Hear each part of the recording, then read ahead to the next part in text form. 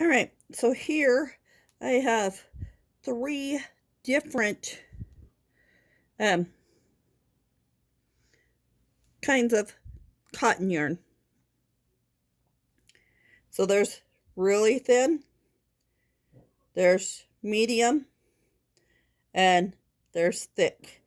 So when I hold them all up, you can see the difference.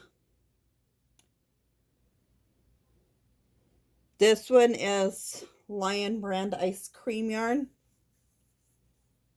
And these other two, I don't know because I lost the labels on them. So just use the right size hook because it's essential for proper size before beginning your project.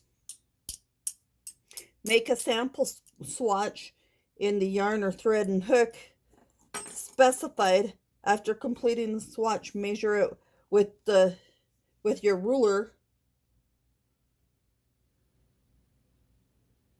counting your stitches and rows so that you get the right length and amount in the right inches and everything specified. But it could be also determined on your tension as well. Thanks. Have a good day.